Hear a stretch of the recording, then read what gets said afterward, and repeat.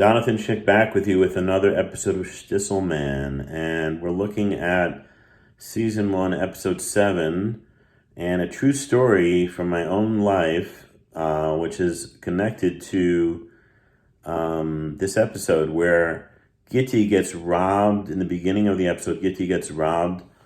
Her money-changing business aroused some interest from nondescript people, and a robber comes in with a pair of stockings on his head and demands money from Gitty, and then Gitty's able to fight him off. He steals a watch, etc., etc.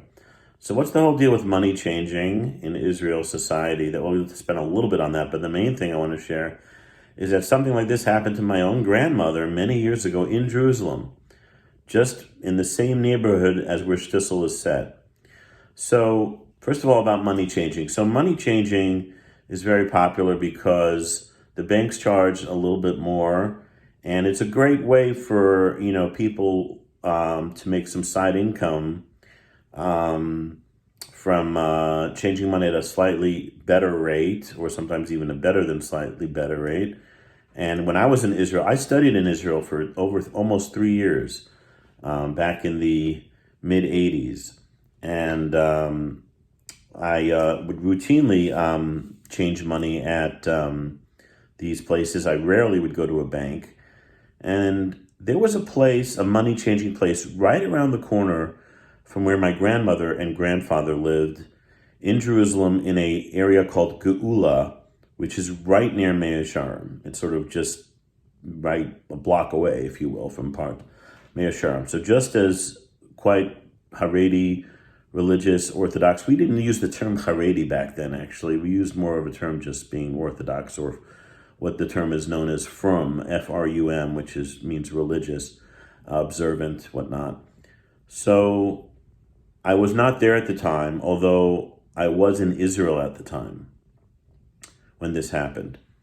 And I used to stay by my grandparents' apartment often in Jerusalem. It was a prime location.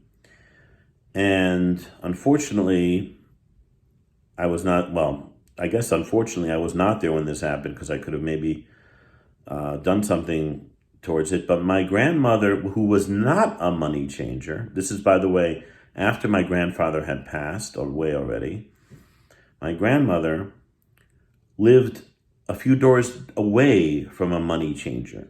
The money changer that I would go to, which was very close to my grandmother. But there were robbers, thieves, who thought my grandmother's apartment was the location of the money changing. So they came to the apartment in the middle of the night, and they got the door open. They kicked the door in and woke my grandmother up, who was elderly at the time, and it scared the living daylights out of her. They saw that it was the wrong place. I think they might have taken some things. I believe they did.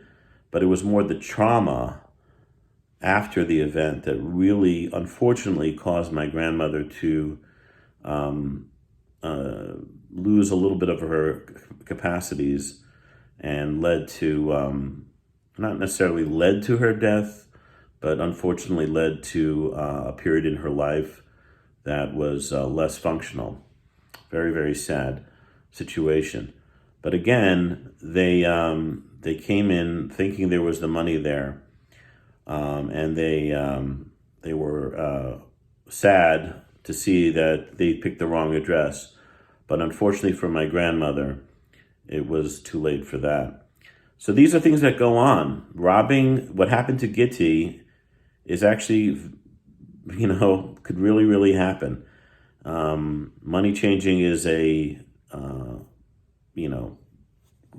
it's a good business, if you will, but also it's like a lot of things in Israel are done sort of in your apartment, unlicensed, and there's nothing wrong with that. It's not illegal per se, but it's there's a danger inherently involved into it.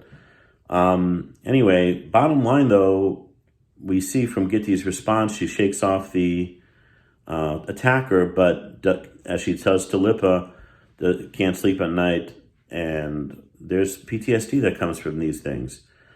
I would like to share also in a future video more about my grandparents, who are both Hasidic and both have very interesting stories about their experiences and my experiences growing up with them and in the various sort of Hasidic enclaves they would live and whatnot.